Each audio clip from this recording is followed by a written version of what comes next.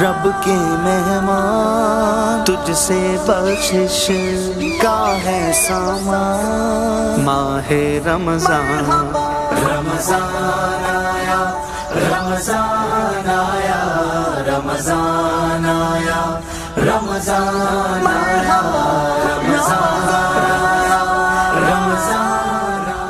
रब के मेहमान तुझसे बख्शिश का है सामान। माहे रमजान रमजान आया, रमजान आया, रमजान आया, रमजान आया, रमजान आया, रमजान आया। तो रहमत है मेहमान में आज के हमारे मेहमान हर बार की तरह हमने कोशिश की है कि कुछ ऐसे गौहर नायाब कम्युनिटी और सोसाइटी उनसे आपकी मुलाकात कराई जाए हमारे इस सेगमेंट में, जिसमें अव्वलीन कोशिश हमारी न सिर्फ उन वेल नोन लोगों को आप सबके रूबरू लाना, बल्कि दूसरी कोशिश उनसे आने वाली नस्ल को, हमारी आने वाली पीढ़ी को कुछ न कुछ सीखने के मौके फराहम करना, उनकी ज़िंदगी की अप्स एंड डाउन से, उनकी लर्निंग से हम कुछ सीख सकें। यही आज का और हमारा हमेशा का राब्ता भी रहता है और हमेशा की कोशिश भी रहती है। नाज़रीन किराम, इस सेगमेंट और इस पूरी रमज़ान ट्रांसमिशन को आप सब तक पहुँचाने के लिए हमें जिन करम फरमाओं का ताउन हासिल है उनमें हमारे टाइटल स्पॉन्सर है जदीद प्रॉपर्टीज़, हमारे पावर्ड बाय स्पॉन्सर्स में Samreena builders and developers, okay state and builders, Rumi group builders and developers, Thara group of companies, Talu associate, हमारे दीगर तमाम डायमंड, गोल्ड, सिल्वर और पावर्ड बाय स्पॉन्सर जिनके ताउन से हमारी ये ट्रांसमिशन, लाइव ट्रांसमिशन आप सब तक घरों तक पहुंच रही है, इनका दिल की गहराइयों से शुक्रिया। अब बात हो रही थी हमारे आज के एक अहम तरीन और वेरी स्पेशल मेहमान की। बड़ी ख्वाहिश होती है मेरी हमेशा की तरह कि वो हमारे स्टूडियो का हिस्सा बने। बात करने में बड़ा मज़ा आता है, बड़े नरम गो हैं और बड़ी जो है वो गहराई में बात करते हैं। अपने अपने शोबे में जब भी किसी भी ओहदे पर रहते हैं पूरा टाइम देते हैं और इंसाफ करते हैं, शायद इसी वजह से बहुत मसरूफ़ भी रहते हैं। आप फॉर्मर चेयरमैन रहे आबाद के और आबाद की सरबराही करते हुए उन्होंने कई संग मील अबूर किए। फॉर्मर चेयरमैन रहे हाउसिंग कमेटी के कराची चैम्बर ऑफ कॉमर्स। ये एक बहुत बड़ा पोर्टफोलियो होता है किसी भी शख्स के लिए और यकीन तौर पर ये काबिल और तजुर्बेकार लोगों के ही हिस्से में आता है। और सीनियर वाइस प्रेसिडेंट हैं जैतपुर मेमन एसोसिएशन के, सीईओ हैं अल्ताफ़ ताई बिल्डर्स एंड डेवलपर्स के मोहतरम अल्ताफ़ ताई साहब आज हमारे साथ मौजूद हैं। अस्सलाम वालेकुम अल्ताफ़ भाई, बहुत शुक्रिया। हमारी बड़ी ख्वाहिश थी आपकी मसरूफियात और हमारी टाइम मैचिंग दरमियान में हायल रही, लेकिन अल्हम्दुलिल्लाह मुझे खुशी है कि आज आप हमारे प्रोग्राम का हिस्सा हैं। नहीं अल्ताफ़ भाई, बिल्कुल आप हमारे भाई हैं और मैं भी चाहता हूँ कि माशाल्लाह जो आप माशाल्लाह जिस तरीके से एंकरिंग करते हैं और जिस तरीके से आप सवालात करते हैं और जो अली है हमारा जो मेमन टीवी है, आपको पता है इस वक्त मेमन में माशाल्लाह ताला ये टीवी बड़ा मकबूल है और बड़ा पॉपुलर हो गया है, तो डेफिनेटली हमें टाइम भी देना चाहिए और हमारी दुआएं भी हैं कि ये चैनल और आगे बढ़े। क्या बात है, बहुत शुक्रिया। देखें अल्ताफ़ भाई के इन्हीं कलमात के साथ हौसले बुलंद होते हैं हमारे और भी, हम और मुस्तैदी के साथ आगे बढ़ने की कोशिश करते हैं। नाउ यकीन तौर पर प्रोग्राम का फॉर्मेट है आगाज़, रूह परवर आगाज़ के लिए याकूब इब्राहिम नशबंदी साहब आज एक बार फिर हमारे साथ मौजूद है। याकूब भाई बहुत शुक्रिया। कोई वलवला अंगेज़ कलाम हो जाए और आगाज़ भी कुछ वलवला अंगेज़ हो ताकि हमारे मेहमान के साथ बात करने में कुछ हमें भी लुत्फ़ आए। तो भाई आज के हमारे मेहमान मोहतरम हमारे लिए काबिल एहतराम है। अल्ताफ़ भाई का हुक्म है दुआ पेश करने का, मैं वो पेश कर रहा हूँ। सल्लल्लाहु अलैहि या रसूल अल्लाह वसल्लम अलैका या हबीब अल्लाह। ऐ सब्ज़ गुंबद वाले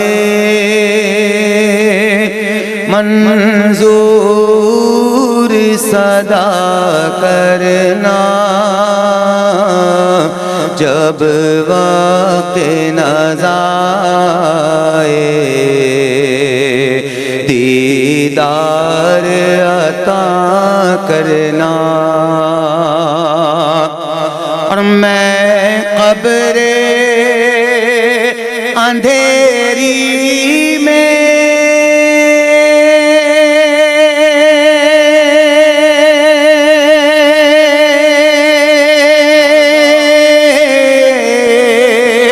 घबराऊंगा जब तन्हा मैं कब्र अंधेरी में घबराऊंगा जब तन्हा, इमदाद मेरी करने आ जाना रसूल अल्लाह, इमदाद मेरी करने आ जाना रसूल अल्लाह, रोशन मेरी तुर्बत को लिल्लाह ज़रा करना, जब वक्त नज़ाए दीदार अता करना। और आप दोनों अल्ताफ भाई बैठे हुए हैं, इन दोनों की समातों की नजर कर रहा हूँ। शेर ऐ नूरे खुदा के आँखों में समा जाना, ऐ नूरे खुदा के आँखों में समा जाना, या दर पे बुला लेना, या ख्वाब में आ जाना, आका या दर पे बुला लेना, या ख्वाब में आ जाना, ऐ पर्दानशी दिल के पर्दे मेरा करना,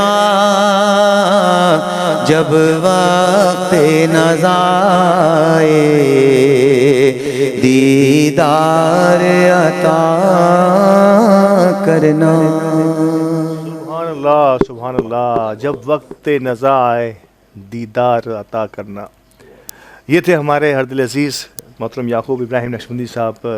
इंतहाई ईमान अफरोज़ दुआ के साथ आज का आगाज़, आज की महफ़िल का आगाज़। मैं देख रहा था कि हमारे मेहमान अल्ताफ़ ताई साहब झूम रहे थे आपकी इस हम और उसमें कोई शक की बात नहीं कि जिस खूबसूरत अंदाज में आपने पढ़ा है और क्या एक एक लफ्ज़ जो है वो मोतियों की तरह जो है वो महसूस होता हुआ। बहुत बहुत शुक्रिया अता भाई। आपसे मुलाकात जब भी होती है आपके शोबे के हवाले से ही नहीं बल्कि समाजी और मुल्की नहीं, आप ही की जमात नहीं बल्कि पूरे शहर में फैले हुए समाजी कामों पर गुफ्तगू होती है। और नो डाउट क्योंकि आप का कदम जो है वो कम बेश तमाम ही ऑर्गेनाइजेशन के साथ किसी न किसी अंदाज में जुड़ा रहता है, तो शायद हमें भी बहुत कुछ सीखने को मौका मिलता है। लेकिन मैं इस बार आगाज़ करूँगा आपके प्रोफेशनल यानी कि अल्ताफ़ ताई बिल्डर्स से और आपकी अपनी शख्सियत के हवाले से। अल्हम्दुलिल्लाह मोतबर तरीन नाम अल्ताफ़ ताई बिल्डर्स एंड डेवलपर्स, और जितनी कोशिशें आपकी एक सिंगल मैन की हैसियत से जो आपने इस कंपनी को आज एक बहुत बड़ी कंपनी बनाने में की है, इसको ये किसी से ढकी हुई बात नहीं है।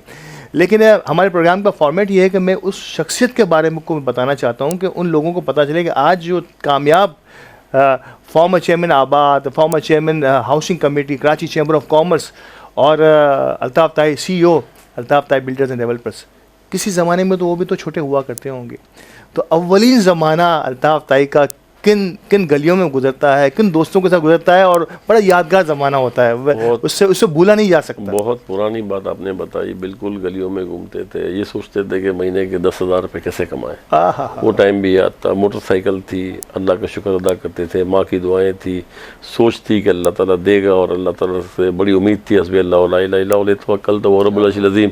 और आज भी ये मेरे मौला का करम है कि हम यहाँ पे हैं। इंसान अपनी मर्ज़ी से कुछ नहीं कर सकता है, अल्लाह की मर्ज़ी बगैर पता भी नहीं हिल सकता। तो हमको सब याद है। ये बिल्डर्स के शोबे में आना अचानक हुआ, बाय इंसिडेंट हुआ या बाय चॉइस हुआ?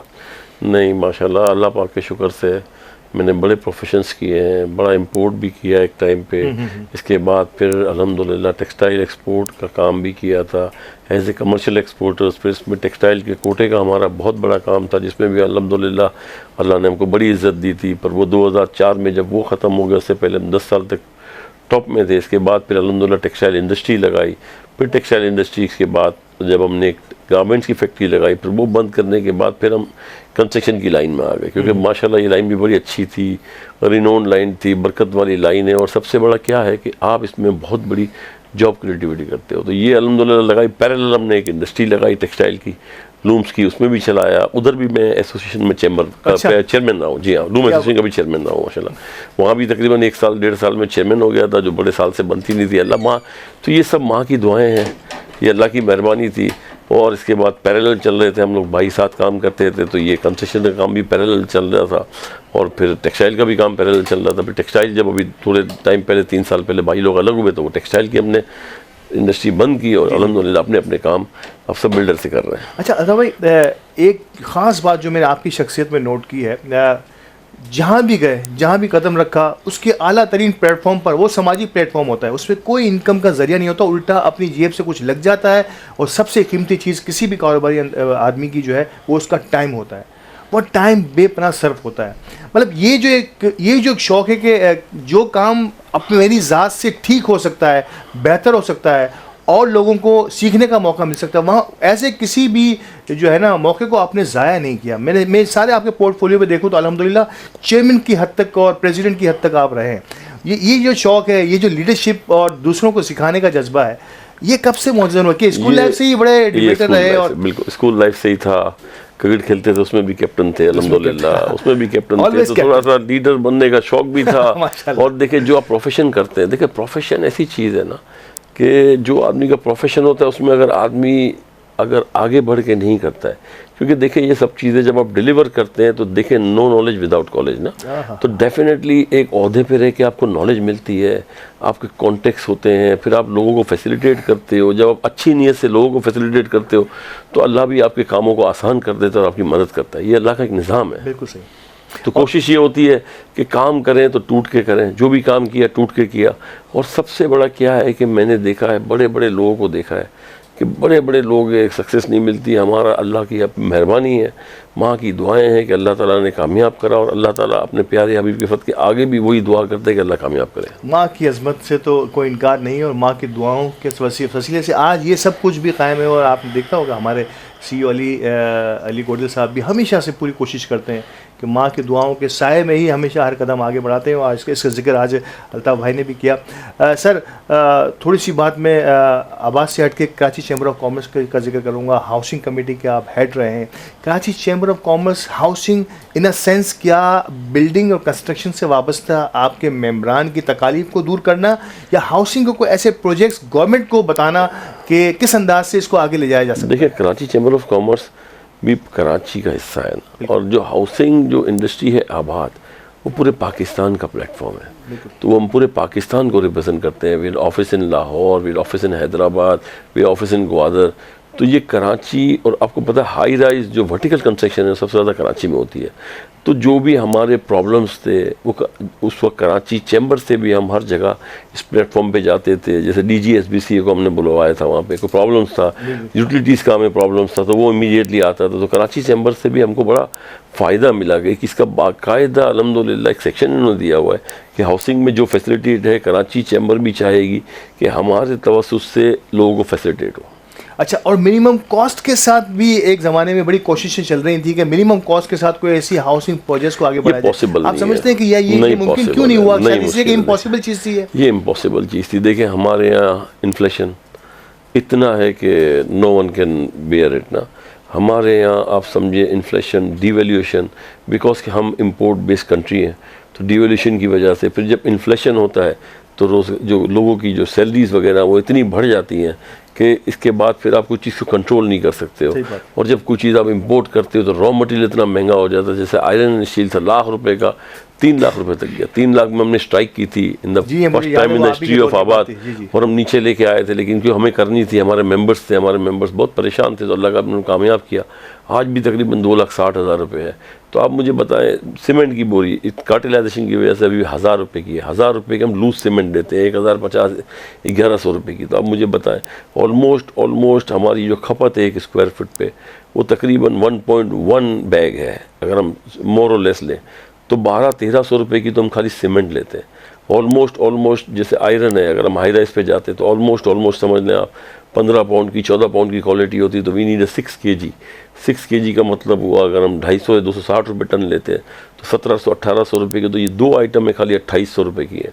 इसके बाद अगर हम स्ट्रक्चर की लेबर लेते हैं तो किसी सूरत हम ये कंट्रोल नहीं कर सकते। बड़ा मुश्किल हो जाता है कि किसी लिमिटेड कॉस्ट के अंदर इन चीज़ों को मुक़य्यद करना। मैं अब यकीन तौर पर यही बात, मेरा अगला सवाल भी था, लेकिन मुझे वक्फे के लिए कहा जा रहा है। वक्फे के बाद आके मुझे पहला सवाल ही ये करना था कि आबाद ने इनके दौर में, मतलब ये पहली बार आबाद की तारीख में पहली मरतबा हुआ कि कार्टिलाइजेशन के ज़रिए कुछ चीज़ों की प्राइसेस को इतना आगे ले जाया गया कि आबाद ने उसके ख़िलाफ़ स्ट्राइक की और अपने कामों को रोका, और अल्हम्दुलिल्लाह इसका फ़ायदा ये हुआ, और ये इन्हीं के दौरे सदारत में हुआ था, जिसमें कि बाकायदा उन मिल ओनर्स को निगोशिएट करना पड़ा, और उसमें कामयाबियाँ भी हुई। वो कामयाबियाँ किस अंदाज से हासिल की, इसमें कितनी यकजुट होकर आबाद ने काम किया, और ये हम सब के लिए मिसाल भी है कि किसी काम को अगर हम मिलकर कुछ करने का तैयार करें तो वो तो आपको कामयाबी और हमेशा मिलती है। हमारे साथ रहिएगा, वक्फे के बाद दोबारा हाजिर होकर यहीं से दोबारा शुरू करते हैं। रब के मेहमान तुझसे बख्शिश का है सामान, माहे रमजान रमजान आया, रमजान आया, रमजान आया, रमजान आया, रमजान आया, रमजान आया। खुशामदीद नाजरीन, और रहमत है मेहमान में आज के हमारे मेहमान अल्ताफ़ ताई साहब से बड़ी ही जो है मालूमाती गुफ्तगू। और मैंने एक ब्रेक पे जाने से पहले आपसे अर्ज़ किया था कि पहली मरतबा मैं कहता हूँ किसी भी ऑर्गेनाइजेशन की, इवन में अगर मैं बात करूँ आबाद की, association of builders and developers की, कि इन्होंने अपने दौरे सदारत में एक ख़ास मसले को उजागर करने की कोशिश की, और उस कार्टिलाइजेशन की, मैं कहता हूँ कि नाजायज़ मुनाफाखोरी की एक कोशिश को अपने दौर में भरपूर अंदाज में नाकाम किया। सर, थोड़ी सी मैं कह रहा हूँ ये बड़ी इंपॉर्टेंट है उन तमाम लोगों के लिए कि वो अगर मिल के किसी बात के पीछे लगें और उसको निगोशिएट करने की कोशिश करें और कन्विंस करने की कोशिश करें तो ये कामयाबी मिलती है। मैं जितनी तारीफ़ करूँ हमारे बिल्डर्स की कम है। बहुत परेशान थे, 1.5 लाख रुपए, 1.25 लाख रुपए का आयरन स्टील का रेट कर दिया, दिनों में 3 लाख रुपए। और 3 लाख करने के बाद भी इनके मैसेज चले कि 3,20,000, 25,000, 40,000 रुपये कर देंगे। तो वी हैड नो चॉइस कि हमारे काम बंद कर दें या हम आगे परचेज़ करना बंद कर दें। तो अल्लाह पाक के शुक्र से वो हमने स्ट्राइक कॉल की, तकरीबन 1 महीने की स्ट्राइक थी मेरे दौर में, और अल्हम्दुलिल्लाह पहली दफ़ा हमको सक्सेस मिली। और प्राइस जो कि ये कह रहे थे कि हम 350-400 रुपये ले जाएंगे, पहले फर्स्ट फेज़ में प्राइस 300 रुपये हुई। फिर मिल ओनर्स आए, इन्होंने नेगोशिएट किया। हमने बोला we can negotiate for both the industries. हम अपने, वी आर द कंज्यूमर, हम फैसिलिटेट करते हैं उन लोगों को जो इसमें रहते हैं। हम मिलियंस ऑफ लोगों की जॉब प्रोवाइड करते हैं, हम आपके नुकसान में खुश नहीं है। पहले तो उन्होंने कहा कि नहीं ठीक है, आप में जो है आप कर लें। फिर दूसरे चोट अल्हम्दुलिल्लाह उन्हीं की मिल ऑनर्स में से लोग आए। 1 महीने की जब हमारी स्ट्राइक हुई, हमने परचेज़ नहीं की, तो 240 रुपये में मैं समझता हूँ 25-50 हज़ार टन हमने कार्टिलाइजेशन को तोड़ के ख़रीद के हमारे जितने भी जो बिल्डर्स हैं इनको सप्लाई किया। और उसके बाद अल्हम्दुलिल्लाह वो प्राइस ऊपर नहीं गई, 250, 240 और 260-65 की रेंज में अभी तक खेल रही है अल्लाह के शुक्र से। और इसका बहुत बड़ा इम्पैक्ट, इसका बहुत बड़ा फ़ायदा हुआ हमारे बिल्डर्स को, हमारी इकोनॉमी को बहुत बड़ा फ़ायदा हुआ, और एंड यूज़र को भी बड़ा फ़ायदा हुआ, जिन्होंने अपना पैसा जोड़ कर ये सब चीज़ें हासिल की हैं। सर देखिए, मैं एक ही चीज़ समझता हूँ, देखिए हम बिल्डर हैं ना, कोई भी काम करते हैं ना, तो हम कोई भी चीज़ को 3 साल या 4 साल का पहले दिन से माइंड मेकअप करके करते हैं। ठीक है, माइंड मेकअप में हमें पता होता है कि पाकिस्तान का इन्फ्लेशन ऑलमोस्ट 20-22% है। सिंथेटिक प्राइस इंडेक्स, हमको पता है कि हमारा ट्रेड डेफिसिट गैप बहुत ज़्यादा है, जो कि अभी तो हमें ये अंदाज़ा होता है कि 3 साल में हमारी जो प्राइस है वो 25-30-35% इंक्रीज होगी, उसको हम करते हुए 3 साल का प्रोजेक्ट अनाउंस करते हैं। मतलब कोई भी बिल्डर बोले कि मैं 3-4 साल का प्रोजेक्ट अनाउंस नहीं करता, पॉसिबल नहीं है। और जो बिल्डर इसको 3 साल में देता है तो फिर भी वो अचीव गोल कर जाता है। जो बिल्डर बेचारे फंस जाते हैं तो उन्हें लॉस होता है अपने प्रॉफिट के अंदर से। मैं देखिए आपको बात बताऊं, अगर आपको प्रॉफिट में से लॉस होता है तो यू शुड बेयर इट और अपने नाम को आगे बढ़ाएं, तो दूसरे प्रोजेक्ट में आपकी रिस्पेक्ट भी है और आपको मिल जाएगा। ऐसे ही क्योंकि ये वो काम है बिल्डर्स एंड डेवलपर्स का कि आप यकीन करेंगे मिलियंस ऑफ लोगों की जॉब प्रोवाइड करते हैं, मिलियंस ऑफ लोगों की, ठीक है। और 72 एलाइड इंडस्ट्रीज चलती है। मेरी जब कोर कमांडर से बात हुई, मुझे बुलवाया था जब मैं चेयरमैन था, मेरी आर्मी चीफ साहब से बात हुई, तो मैंने कहा देखिए आप समझते हैं कि ये जो शोबा है बिल्डर्स एंड डेवलपर्स का या रियल इस्टेट एजेंट, ये बहुत बड़ा फ़र्क है। ये एक हम हैं वैल्यू एडिशन का काम करने वाले, जिसमें 72 allied industry, sale tax, income tax, excise duty, because we are the largest consumer of debt. हम कंज्यूम करके एंड यूज़र को देते हैं, फिर हम विथ होल्डिंग टैक्स एजेंट होते हैं, फिर हम टैक्स भरते हैं। तो बिलियंस ऑफ रुपीज़ को, एक तखमी आपको बताऊं कि पाकिस्तान का उस वक्त अगर $26 बिलियन अगर इनवर्ड रेमिटेंस था, तो इसमें से 15 बिलियन स्टेट बैंक की रिपोर्ट है शमशाद अख्तर के, सिर्फ 15 बिलियन बिल्डर्स एंड डेवलपर्स का है। एग्रीकल्चर के बाद सबसे ज़्यादा जो है ये टैक्स पेइंग वो है इंडस्ट्री है। अच्छा, टेक्सटाइल के बाद सबसे ज़्यादा जॉब प्रोवाइडिंग इंडस्ट्री है। मैंने यही कहा था कि मैंने कहा देखें आपको पैसे चाहिए ना, आपको डॉलर चाहिए, हम आपको डॉलर देते हैं। आप हमारे साथ बैठे हैं, what do you want? Sheikh Zayed बनाना है आपको, शेख जायद रोड बना देंगे हम। आप हमको दे दें एयरपोर्ट से लेके मेट्रोपोल तक, आप हमें दे दें परमिशन ग्राउंड प्लस 40-50 बनाने की, हम आपको शेख जायद बना देंगे। आप क्या समझते हैं कि हम एलिजिबल नहीं है? आप क्या समझते हैं हम डिलीवर नहीं कर सकते पाकिस्तानी? मैंने कहा चले, इसके बाद एक बोले आप PF पूरा जो चैप्टर है, आप वहाँ 220 फीट का रोड दे दें हमको, दोनों तरफ आप 40-40, 50-50 मंजिल की बिल्डिंग दे दें, इतनी बड़ी जगह है आप दे दें, आपको बिलियंस ऑफ डॉलर में आप ऑक्शन करें जगह, लेकिन आप करें तो सही, आप इंफ्रास्ट्रक्चर दें। इतना मुश्किल नहीं है। देखें ये बहुत बड़ी आबादी है यहाँ पे, बहुत बड़ा काम हो सकता है। What we need incentives। Policy makers का मेरी हमारी एज ए चेयरमैन मेरी साकदार साहब मुलाकात हुई थी, मेंबर FBR से मुलाकात हुई थी, मेंबर बोर्ड FBR से, और पूरी इनकी टीम बैठी हुई थी जब ये आए थे। तो मैंने यही कहा कि भाई आप नॉन टैक्स पेयर के अकाउंट बंद कर दें, आप नॉन टैक्स पेयर को गाड़ी नहीं खरीदने, आप नॉन टैक्स पेयर को एवरी फैसिलिटी ख़त्म कर दें, आप नॉन टैक्स पेयर के क्रेडिट कार्ड ख़त्म कर दें, आप ATM कार्ड ख़त्म कर दें, आप नॉन टैक्स पेयर को कोई फैसिलिटीज़ नहीं दें। तो उन फिर हमारा नेगोशिएट हुआ था, इन्होंने नॉन टैक्स पेयर के ऊपर, जो नॉन फाइलर के ऊपर 10.5% टैक्स लगाया, ये हमारी आबाद की तजवीज़ थी, और 3% जो हमारे ऊपर उन्होंने टैक्स लगाया कि ठीक है आपका विथ होल्डिंग जो आप एडवांस टैक्स भरते 236 विच इज़ एडजस्टेड ना, तो हम तो विलिंगली करके आए, we are ready to pay the taxes as a chairman ABAD, former chairman ABAD ने कभी नहीं कहा कि हम टैक्स भरने के लिए तैयार नहीं है। आबाद अपने हिस्से का टैक्स भरती है। कोई ऐसा प्रोजेक्ट नहीं है जिसमें हम 17, 20, 22 NOCs लेने के बाद, हम विथ होल्डिंग एजेंट होने के बाद हम उस प्रोजेक्ट पे करोड़ों रुपए टैक्स भरते हैं, करोड़ों रुपए टैक्स भरते हैं छोटे से छोटे प्रोजेक्ट में। We are willing to pay the taxes because we can earn from this country. तो हम क्यों नहीं भरेंगे? तो आपको बताएं, तो उन्होंने हमको अप्रिशिएट भी किया। मैं समझता हूँ हमारी आधे घंटे की मीटिंग थी, हमें 3.5 घंटे की हमारी मीटिंग चली थी, और अल्हम्दुलिल्लाह हमने कहा गाड़ियाँ आप रजिस्टर्ड नहीं होने दें। तो उस गाड़ियों पे जो टैक्स पेयर था उसके ऊपर 25 लाख रुपए रजिस्ट्री थी, विच इज़ एडजस्टेबल, और नॉन टैक्स पेयर के ऊपर 1 करोड़ रुपए लैंड क्रूजर की रजिस्ट्रेशन हम लोग करवा के आए। हमने बोला करें नॉन टैक्स पेयर। आज भी हम बोलते हैं कि प्रॉपर्टी परचेज बैन कर दें नॉन टैक्स पेयर के ऊपर। हम तैयार हैं ना आपके साथ, क्या प्रॉब्लम है? वी आर विलिंग टू, मतलब हम हर चीज़ के लिए तैयार है in the best interest of this country, क्योंकि कंट्री है तो हमारे लिए सब कुछ है। अगर ये कंट्री नहीं है तो आपने भी बड़ी अच्छी बात की शुरू में कि हर आदमी का पास्ट है, हर आदमी नीचे से ऊपर आया है। जो आदमी अपनी जगह भूल जाए, तो मैं समझता हूँ अल्हम्दुलिल्लाह आज भी कुछ नहीं बिगड़ा इस कंट्री का, कुछ भी नहीं है। 120 बिलियन डॉलर की लोन कुछ भी नहीं है, इतने हैवी रेट पे हमें बोरो करने की ज़रूरत नहीं है। अल्हम्दुलिल्लाह आज आपके ट्रेजरी बिल और बेहिसाब आपकी स्टॉक में इन्वेस्टमेंट आ रही है। 312 मिलियन आई, 82 मिलियन आई जो कि बिल्कुल बंद हो गई थी। तो व्हाट थिंक आपको, आप अंदाज़ा नहीं है आपका इतना बड़ा कंट्री है। तो देखिए पॉलिसीज़ अगर बेहतर हो, पॉलिसीज़ अगर बेहतर होंगी तो डेफिनेटली यहाँ बहुत पोटेंशियल है, बहुत ब्रेन है, बहुत लोग काम करने वाले हैं, और मैं समझता हूँ ये कंट्री को आगे बढ़ने से कोई रोक नहीं सकता। आप देख रहे हैं कि एक अपनी फील्ड के लोगों को कुछ लोग कहते हैं कि शायद सिर्फ और सिर्फ फ़ायदे की बात करते हैं।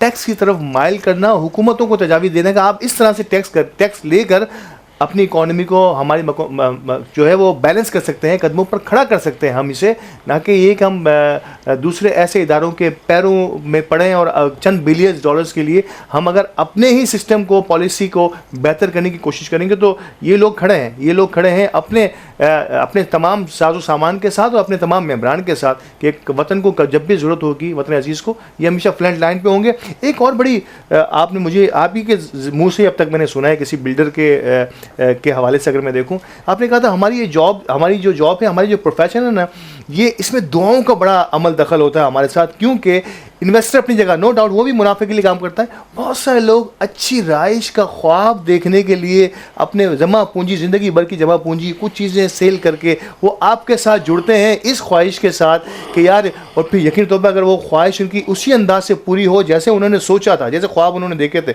तो दुआओं का एक सैलाब सा जो है वो आप लोगों की तरफ आता है। बड़ी अच्छी आपने बात की। इससे ये मैंने पिछले प्रोग्राम में मुझे अच्छी तरह से याद है कि ये सवाल मुझे बनता था। मैं आपको पर्सनली बताऊँ, देखिए बहुत अच्छी बात है, अल्हम्दुलिल्लाह हमने जब से काम शुरू किया ना, तो अगर हमने लोगों को बोला कि हम क्वालिटी अच्छी करेंगे तो हमने कोशिश करी उससे बेहतर क्वालिटी दें, जिसका हमें रिवॉर्ड मिला, जिसके लिए आज तक लोग हमको दुआएं देते हैं। और दुआओं के बाद अगर जैसे मैंने बिल्डिंग 5 साल पहले डिलीवर की है, 7 साल पहले डिलीवर की है, और उस बिल्डिंग में मैंने 2.5 करोड़ का फ्लैट बेचा था, उस बिल्डिंग में 8 करोड़ रुपए का फ्लैट है, तो पहला तो उसको अप्रिसिएशन मिला जस्ट बिकॉज ऑफ नॉर्म, ठीक है, अगर वो 5 करोड़ रुपए का फ्लैट है, लेकिन आज वहाँ रहने वाले हमारी मार्केटिंग करते हैं, बोलते हैं नहीं, कमिटमेंट अपनी जगह पे है, क्वालिटी अपनी जगह पे है, और सब चीज़ अपनी जगह पे। तो मैं समझता हूँ कि अगर आप प्रोफेशनल काम करते हैं तो इतना बड़ा कोई फ़र्क नहीं पड़ता है, but you should deliver good quality. Dubai से अच्छी क्वालिटी आप देंगे तो अल्हम्दुलिल्लाह peoples are willing to pay the price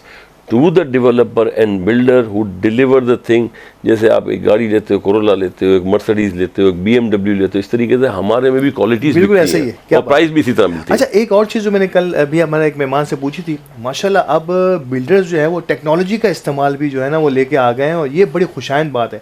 एक ज़माने में बड़ी सादा सी बिल्डिंग हुआ करती थी, फिर एक बहुत ही खूबसूरत लॉबी, यानी कि 5 स्टार लॉबी जिसे कहते हैं ना, लेकिन अब कुछ डिजिटाइजेशन भी आना शुरू हुई है और सारी ऑटो चीज़ें अब आपके बिल्डर इंडस्ट्री में इस्तेमाल होना शुरू हुई हैं, लाइटिंग्स का भी इस्तेमाल होना शुरू हुआ है। आप इस बहुत बड़ी तब्दीली जो बहुत क्विकली आना शुरू हुई है, इसको कैसे देख रहे हैं? देखिए, हमने भी माशाल्लाह एक बिल्डिंग दी, अभी लाइटिंग करवाई है माशाल्लाह। लॉबीज तो खैर हम पहले से बना देते, किचन हम पहले से देते थे विदाउट कमिटमेंट। देखिए, मैं आपको फिर कहता हूँ ना, आपकी चीज़ आपके ब्रांड नेम से बिकती है। जैसे LV का जूता अगर 3 लाख का बिकता है तो नॉर्मल जूता 5,000 का बिकता है। तो लोगों को पता है, बायर इज़ वेरी स्मार्ट, जो 2-5 करोड़ रुपए का फ्लैट लेगा is a very smart person. तो उसको पता है कि मैं क्या परचेज़ कर रहा हूँ, और पता भी होना चाहिए जब आदमी कोई चीज़ लेने जाता है तो पता भी होना चाहिए, डिलीवरी, गुडविल। क्योंकि हम लोग वो लोग हैं, एक बैंक है, बैंक में एक लेमैन जाता है और 10 लाख रुपए जमा करा तो इतनी सी रसीद लेके आ जाता है। हमारे पास भी करोड़ों रुपए लोग ले जाते हैं और एक कागज़ की रसीद ले जाते हैं, नाम के ऊपर दे जाते हैं। तो मैं समझता हूँ बायर्स को थोड़ा डेवलपर एंड बिल्डर के बारे में थोड़ी रिगिंग कर लेनी चाहिए कि इसका पास्ट क्या है, इसकी पोजीशन क्या है, इसकी डिलीवरी क्या है, इसकी क्वालिटी क्या है। मैं समझता हूँ अल्हम्दुलिल्लाह हमारे बिल्डर्स, मेजॉरिटी बिल्डर्स आबाद के अल्हम्दुलिल्लाह डिलीवर करते हैं, क्योंकि हमारे यहाँ बड़ा क्राइटेरिया है आबाद के अंदर। कंप्लेन होती है, हम उसको 98% सॉल्व करते हैं, कोशिश करते हैं सॉल्व करें अल्हम्दुलिल्लाह, वरना हम इनकी मेंबरशिप ब्लॉक करते हैं। हम कोशिश करते हैं कि इनको कुछ पेनलाइज करें। हमारे यहाँ नैब से केस, FIA से केस आता है, वो हमसे बाकायदा आबाद इसको बाकायदा कोशिश करता है कि 42 कैटेगरीज हैं हमारी कि जिसमें हम हर चीज़ करते हैं। हमारे यहाँ मेंबरशिप विदाउट NTN नहीं मिल सकती। Even a person want to develop the vertical construction, तो उसके पास NTN नंबर होगा तो फिर खाली उसको फॉर्म मिलेगा। Is not eligible without NTN number to get the ABAD membership form. इसके बाद इसका इंटरव्यू होगा, इसके बाद इसकी एलिजिबिलिटी देखी जाएगी, इसके बाद इसका कमर्शियल प्लॉट देखा जाएगा, फिर इसके प्रपोजर सेकेंडर होंगे। तो एक बड़ा प्रोसेस है आबाद की मेंबरशिप लेना। मैं समझता हूँ मोर और लेस इस वक्त 1500-1600 मेंबर हैं, जो कि एक्टिव इसमें से 400-500 हैं, और मैं समझता हूँ बहुत पोटेंशियल है। अगर गवर्नमेंट आज भी इस शोबे को देखे और आज भी government incentivize, we don't need incentivize, we need ease of doing business. हमें ईज ऑफ डूइंग बिजनेस दे। हमसे इंफ्रास्ट्रक्चर के पैसे मिलियंस ऑफ रुपीज़ लेते हैं, millions of rupees, billions of rupees all over. एक प्रोजेक्ट 1000 गज का है जिसके अंदर मैं समझता हूँ कि 50-50 मिलियन हम इंफ्रास्ट्रक्चर पैसे भरते हैं कैश गवर्नमेंट को। तो उस पैसों को अगर गवर्नमेंट उसी प्रोजेक्ट के अतराफ में लगा दे तो मैं समझता हूँ आपका इंफ्रास्ट्रक्चर कहाँ चला जाए। लेकिन कोई ये आवाज़ लगाने वाला है नहीं कि भाई ये बिल्डर्स डेवलपर से हम मिलियंस ऑफ रुपीज़ लेते हैं और ऑल टुगेदर हम देखा billions of rupees for the infrastructure हमने भरे हुए होंगे। मैं समझता हूँ कितने बिलियन हमने भरे हुए होंगे, बट हमारा इख्तियार नहीं है। हम तो ये कहते हैं कि बिल्डर के ऊपर डाल दो कि आप खुद इंफ्रास्ट्रक्चर करो, हम नहीं भरते। आप बेटरमेंट चार्जेस हमारे ऊपर छोड़ दो। यहाँ तक मेरी डिस्कस हुई थी, मेरी नेगोशिएट हुई थी, लेकिन दे आर हेल्पलेस क्योंकि कानून बन जाता है ना, बिस्लम्बी से चेंज कराना मुश्किल होता है। एक ज़माने में मुझे याद है, इससे पहले कि मैं आखिरी सवाल की तरफ आऊँ, एक सवाल मेरे जहन में फिर आ रहा है कि आपसे उस वक्त बात हुई थी, आपने कहा था कोई एक बिल्डर को एक प्रोजेक्ट के लिए को 17 एनओसी जो है ना, 17 दरवाजे, 17 खिड़कियां खटखटानी पड़ती है तब कहीं जाता। और आपने उस वक्त भी ये तजवीज़ दी थी, आबाद की तरफ से भी बड़ा प्रेशराइज हुआ था कि कोई ये सारी एनओसी ही कम से कम वन विंडो ऑपरेशन के जरिए मिल जाए तो बहुत सारा काम बिल्डर का आसान हो जाए। बेशक इसकी जो भी फीसें हैं वो अदा करी ऑलरेडी आप करते ही है। तो ये मामला कुछ सेटल हुए हैं अब तक या इसमें कुछ बेहतरी आई है? नहीं, we have to obtain all the NOC. इसके बगैर हमको परमिशन नहीं मिलती है। परमिशन मिलती है हमें अल्हम्दुलिल्लाह। हमारे दौर में अल्हम्दुलिल्लाह कैंटोनमेंट के जो रेशोज़ थे वो बढ़ गए। SBCS के माशाल्लाह रेशो जो 5.5 के थे वो 7 के हो गए।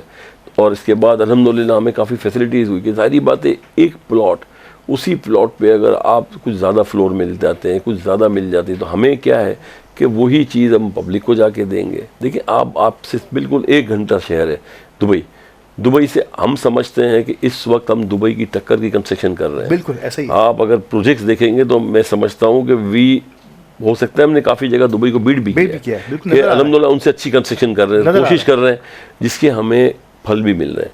तो मैं समझता हूँ अगर यहाँ पे जैसे रूल्स चेंज हुए, सब चीज़ चेंज हुई, पेनलाइज चेंज हुआ, तो ये एक अच्छी वो हेल्दी है।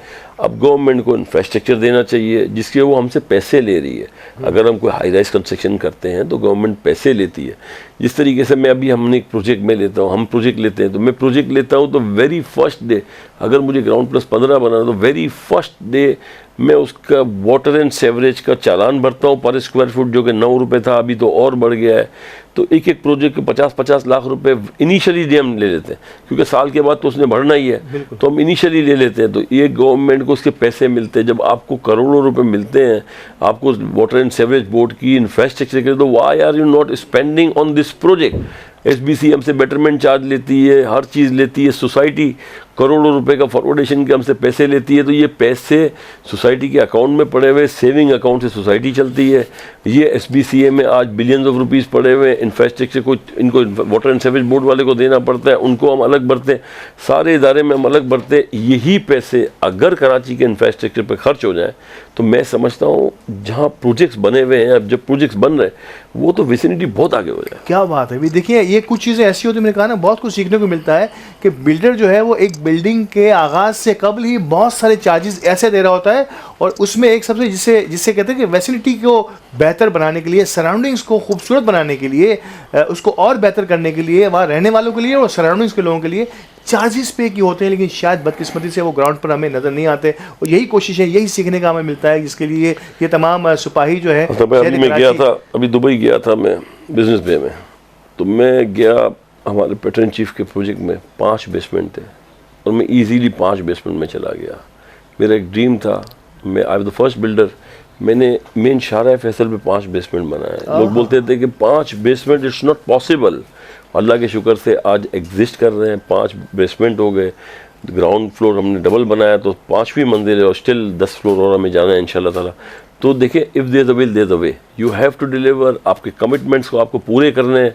आपको बिल्कुल आपके आगे प्रॉब्लम्स आएंगे, हर्डल्स आएंगे, बट जो आपने लोगों से कमिटमेंट किया है वो चीज़ अगर आप देंगे तो इसमें क्या होता है, एक आपका प्रोफाइल, एक आपकी रिस्पेक्ट, एक आपकी डिलीवरी, और एक आप देखो आज हम हैं और कल नहीं है, लेकिन अगर हम अच्छा काम करके जाएंगे तो हमारी नस्ल, हमारे बच्चे भी तो वही काम करेंगे ना, मोटिवेशन के साथ काम करेंगे। तो मैं समझता हूँ कि ये जितना गवर्नमेंट इसको डिस्क्रिमिनेट कर रही है स्टेट को और इस बिल्डर्स को, एक एजेंट और एक वैल्यू एडिशन काम करने वाले, बड़ा फ़र्क होता है। बिल्कुल सही। जैसे अगर हम इस वक्त रॉ कॉटन एक्सपोर्ट कर देंगे, जैसे लास्ट ईयर हमारी कॉटन प्रोडक्शन जो आज तक आई थी, आज का ही फिगर था 4.2 मिलियन बेल्स, अभी आई है 8.6 मिलियन बेल्स, तो ऑलमोस्ट मोर देन डबल हो गई है, ऑलमोस्ट 2.1, एक की दो। लेकिन आज भी हम चाइना में हमारी एक्सपोर्ट बढ़ा रहे हैं रॉ कॉटन की। Why are you not give incentive to the industry? Value addition के लिए 25% अगर आपने वैल्यू एडिशन कर दिया, 30% वैल्यू एडिशन कर दिया, तो आपका जो लास्ट ईयर का एक्सपोर्ट था,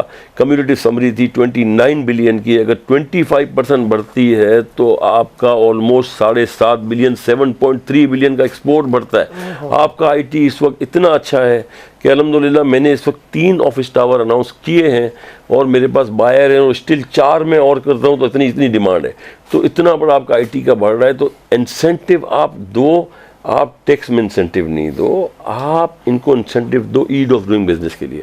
तो बहुत टैलेंट है यहाँ पे, बहुत अभी भी काम करने वाले हैं। खुशगवार माहौल चाहिए, इन्हें कुछ नहीं चाहिए, नो इंसेंटिव, हमें कोई कभी नहीं चाहिए, कोई रियायत नहीं चाहिए, हमें सिर्फ माहौल ऐसा फराहम कर दिए, ईज डूइंग बिजनेस अगर मिलता रहे तो पाकिस्तान को कोई भी तरक्की से नहीं रोक सकता। और यही जब इतनी खदावर शख्सियात अपनी फील्ड के हवाले से बहुत कुछ कह सकती हैं, तो देखना चाहिए हुकूमतों को भी कि अपनी पॉलिसी में इतनी नरमी ना सही, कम अज़ कम इतना दोस्ताना माहौल ज़रूर रखें कि इनको काम करने के लिए आसानियाँ हो। लास्ट फाइनली सर, आप जहाँ भी गए हैं, आपने उस इमारत को, उस पर्टिकुलर ऑर्गेनाइजेशन को ऊपर ही जाते देखा है। यकीन तौर पे जेतपुर की कुछ बातें रह गई हैं, लेकिन जेतपुर की बातें आइंदा किसी प्रोग्राम में आपसे करूंगा क्योंकि वक्त कम हो रहा है। फाइनली ये ज़रूर कहूँगा, ये भी जेतपुर ही का शहजादा हमारा अली गोडिल CEO अपनी थोड़ी सी काविशें लेके चल रहा है दी मेमन टीवी HD की, और आप पहले दिन से इनका हाथ थामे हुए हैं, आपके सामने से ये सब कुछ होता हुआ नज़र भी आ रहा है। कैसे देखते हैं सर? मैं अली को माशाल्लाह देख रहा हूँ पिछले 4-5 साल, 6 साल से तो देख रहा हूँ माशाल्लाह, और इसी कोशिश है कि ये काम करेगा, इसकी लगन थी, कोशिश थी। एक मोबाइल लेके भी इंटरव्यू लिया इसने मेरा, मोबाइल लेके भी पीछे आके बात की इसने मेरे। आज माशाल्लाह अल्लाह पाक ने इतना अच्छा सेटअप किया हुआ है कि लोग जो मैं जाता हूँ कि अगर इनकी कोई तकरीब होती है, कोई मार्केटिंग होती है, कोई प्रोजेक्ट की लॉन्चिंग होती है, कोई किसी की पर्सनल तकरीब होती है, किसी की शादी होती है, तो मैं समझता हूँ अली गोडिल को वो बुलाते हैं, बिकॉज के जो भी शादी होती है, जो भी चीज़ होती है, अल्हम्दुलिल्लाह सोशल मीडिया पे इतनी ज़्यादा हाइप हो जाती है ना उसकी कि लोगों को चलता है। तो मैं समझता हूँ अली के बगैर कोई फंक्शन नहीं हो रहा आजकल। तो ये इसकी मेहनत है, अपनी माँ की दुआएं हैं, और मैं समझता हूँ कि आदमी जब मेहनत करता है उसका रिजल्ट मिलता है, और इसका माशाल्लाह काफ़ी रिजल्ट इसने ले लिया और अभी बहुत लेना है इंशाल्लाह। क्या बात है, माँ की खिदमत का तो कोई सिला शायद हम लौटा नहीं सकते, लेकिन उनकी दुआओं का सिला हमें मिलता रहता है, जिसके बदौलत आज हम और आप जो है जिस अंदाज से भी आगे बढ़ रहे हैं। अल्ताफ़ ताई साहब, बहुत बहुत शुक्रिया हमारे साथ रहने के लिए। नाज़रीन किराम, बड़ी गुफ्तगू तो बहुत कुछ करनी थी, लेकिन इंशाल्लाह आइंदा किसी मौका मिला अल्ताफ़ ताई से मज़ीद गुफ्तगू भी रहेगी। प्रोग्राम का यहीं पे इख्तिताम करते हैं, लेकिन इस इंटरव्यू का इख्तिताम हुआ है, प्रोग्राम की नशिश ख़त्म नहीं हुई, क्योंकि प्रोग्राम के आखिर में आखिरी कलाम की मैं गुजारिश करूँगा मोहतरम याकूब इब्राहिम नक्शबंदी साहब से। सर, माँ का जिक्र हो रहा है, माँ की दुआओं का जिक्र हो रहा है, अगर इसी पर कोई कलाम हो जाए तो। माशाल्लाह, अल्ताफ़ भाई ने भी जिक्र किया जिस तरह माँ के हवाले से कि ये माँ की दुआएं हैं, और मेमन टीवी के CEO मेमन की वालदा मोहतरमा के लिए भी दुआ गो हूँ, अल्लाह उन्हें सेहत कामिला वाजिला अता फरमाए, और जिनकी माँ हयात हैं अल्लाह उनकी उम्र में बरकतें अता फरमाए, और जिनकी नहीं अल्लाह उनके दर्जात को बुलंदियाँ अता फरमाए। माँ के लिए शायर कहता है, मौत की आगोश में जब थक के सो जाती है माँ,